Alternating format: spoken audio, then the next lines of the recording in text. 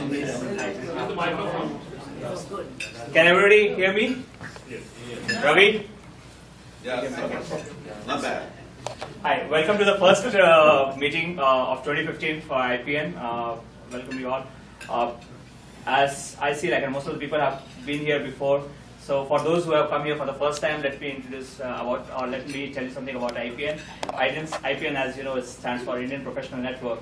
It was started in 1993 by Nasir Nasimam, and it has been like in 21 years. It has been.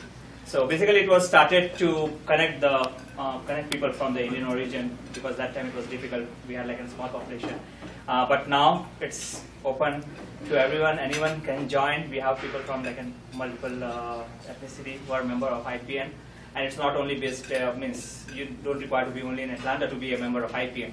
You can be anywhere across the country and be a citizen. It's not for profit organization. You don't pay any membership fees. You just enroll for the mailing list whenever we have an event, which we organize it every month, the third Thursday generally. This was an exception where we had it like on the fourth Thursday. We have the event where we have the speaker and a networking event where you can come, you can talk to the people, do it. Anybody any questions on that? On IPN? Anything? Want to know more? No, okay. And looking for organizers. Okay. Yeah, we always look for organizers. So the concept is, if you want to volunteer, it's a simple job. As an organizer, you find a speaker, we help you to find somebody who can be the speaker. This time we are fortunate to have Dr. David as the speaker, and we help you with everything to be an organizer. So you're president for a day? Yes. Yes, I'm president for a day, you can say that. Thank you. So I'll talk something about Dr. David. It's a long explanation, I think profile I can talk about, but I will not take a lot of time. So Dr. David Ryback is a psychotherapist working in the private space in Emory area. He has worked in the emotional intelligence space for long, and he's a known speaker not only in Americas but in Europe and Asia also. He has written a lot of books, I would say, but I will read like a few of them that he has recently written. One is Psychology of Champions, about the formula of the ongoing success based on interviews with sport legends and super athletes, and connectability. I think that's the one that he wrote about building strong partnership. So with that, I would leave it to Dr. David. Welcome, Dr. David. Thank you.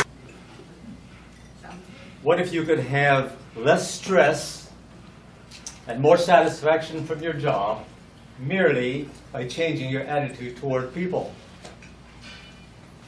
Now here's the problem. According to my count, 1 in 3 business people will claim that they work too hard for the money they make.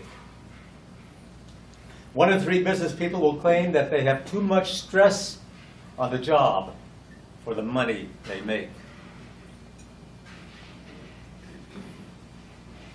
Well, tonight we have an amazing opportunity to learn how to make more money and find our jobs more meaningful and more enjoyable merely by changing our attitude toward people. The question we're here to answer tonight is, what exactly are those soft skills that you put beside the hard skill of business to make more money and find your job more enjoyable, more meaningful? So you may ask yourself, who is this guy standing up there who thinks he knows something about soft skills, make more money? How does he get the right to say that? Who is he anyway? Well, let me tell you my story. I was 11 years old before I ever received affection from my father. We were walking along the main street. I was happy to be with him, because I never spent much time with him. I remember passing the Rialto Theater with the blue and yellow lights flashing on and off, creating a beautiful ambiance in the street. And suddenly he put his arm over my shoulder, and it felt good.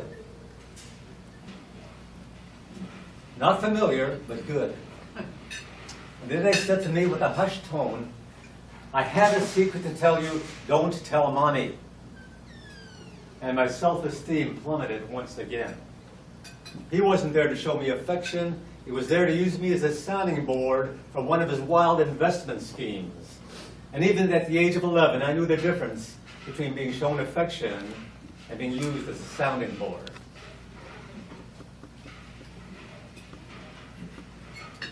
Fast forward 10 years. I'm 21 years old, attending graduate school at San Diego State University.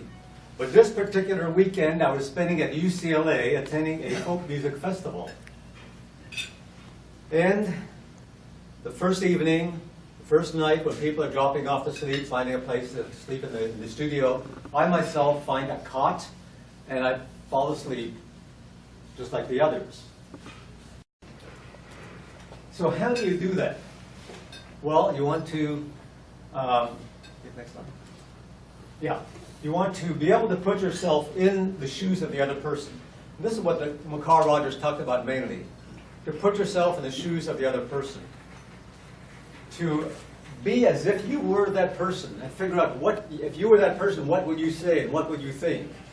And temporarily take your agenda and put it aside while you really put yourself in that person's place. So understand their private world. How do they see the world? What's going on in their brain, their mind? And take away all facades and be totally clear and open. You might say, well, it's very difficult to know other people's emotions. Emotions are so complex.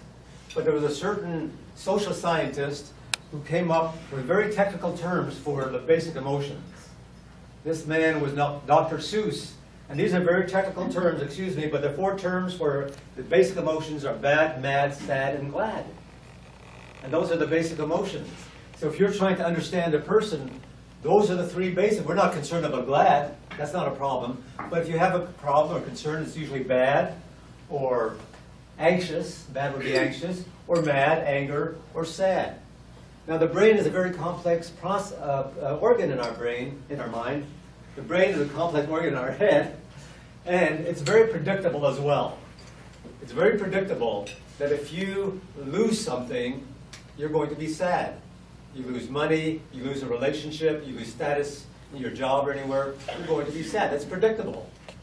If you are treated unfairly, it's predictable you're going to feel angry. And if there's something that's important to you, and you don't know what's going to happen, there's uncertainty, it's predictable you're going to feel anxious.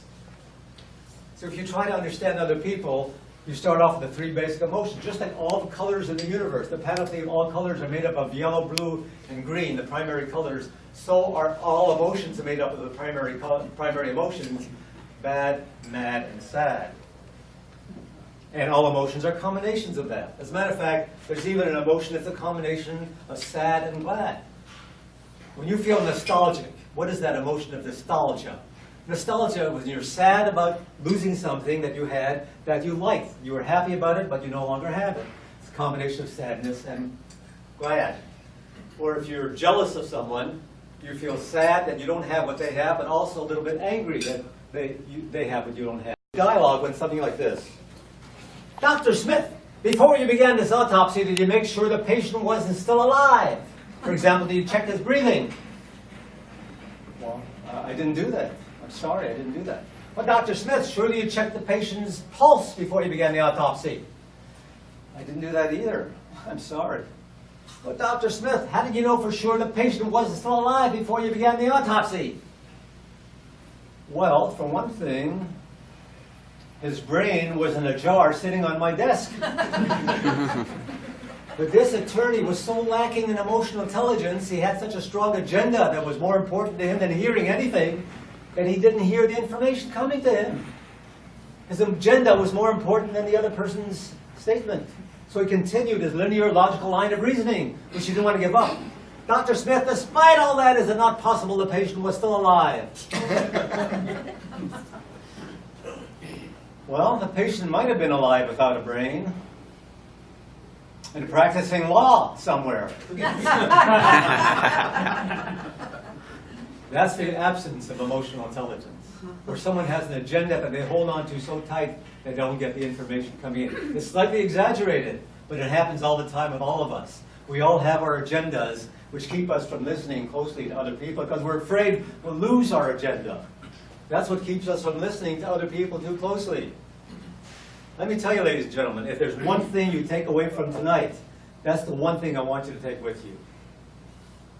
We're afraid of listening closely for fear of losing sight of our own agenda. That's the basic premise of my whole talk tonight. Now let me tell you what emotional intelligence is by way of some research that was done by Dr. Walter Mischel. He just wrote a book about it, came out a few months ago. It's called The Marshmallow Test. Anyone ever hear of the marshmallow test? Very simple. 4-year-old children were come and brought into a room, and they were in front of them was a platter with a single marshmallow. And they were told, if you can avoid eating this marshmallow while I go to the room for a few minutes, then you will earn a second marshmallow. Well, some of these children, curious, they felt the soft texture of the marshmallow, smelled its sweet, powdery aroma, gave it the old taste test. It tasted good. But just to make sure, they took a little bite, another bite, and pretty soon that marshmallow was history. But another group of children were determined to earn their reward. They had different strategies. Now, what strategy could a 4-year-old child have? Well, some of them sat up. You have, the more seamless the communication is, the more effective you are. Less conflict, more effective leadership, bottom line success. So what are the soft skills that we're talking about? Connecting well, taking charge, but with flexibility. Everyone's accountable. Nobody sits back and doesn't get involved. You're involved in some way or another, and you take charge when you need to, and you match. The more you know people, the more you know them deeply, the more you know their hidden talents and skills, also their aspirations, so you can do a better job of matching the person with the challenge. You want the person who wants that challenge, who aspires to meet that challenge. And the better you get to know that person, the more you know where they are successful. Respecting differences, diversity. People come from different places, have different truths, but if you can be open emotionally, then you accept these people as people. And it all boils down to emotional intelligence.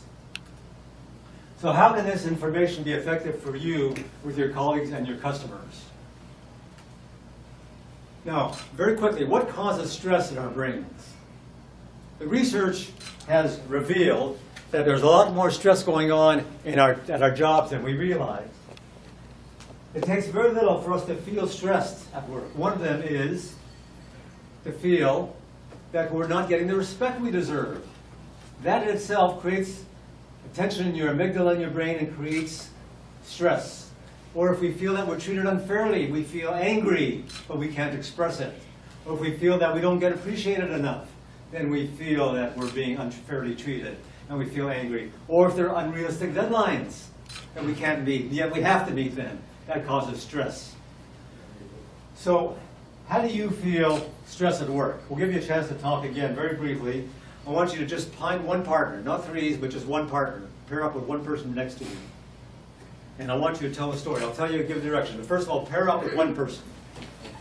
Listen, what's your story with this partner? I'm going to have to stay here because I need to. Listen to me for a second before I leave my voice. You have your attention. You're going to tell a story. This is the instruction before you tell your story. You tell your story, and I want you to do it with vulnerability. That's what I want you to do. Tell your story, but allow yourself to be vulnerable as you tell your story about not getting the attention, the appreciation, having a deadline you couldn't meet. Tell your story to your partner. Go ahead. You can tell your story now. Okay, you can tell the story. When I won't get the appreciation, won't get my due share, then when you say due share, what do you mean? Due share means respect and appreciation or recognition. Then I get stress. Thank you. So what can you learn about yourself? I want you to go back and now tell your partner what you learned about yourself and what you learned about your partner. So take a few seconds now just to say what you learned about yourself and what you learned about your partner in 1 minute that you had. So go ahead and share that very briefly. What you learned about yourself and your partner.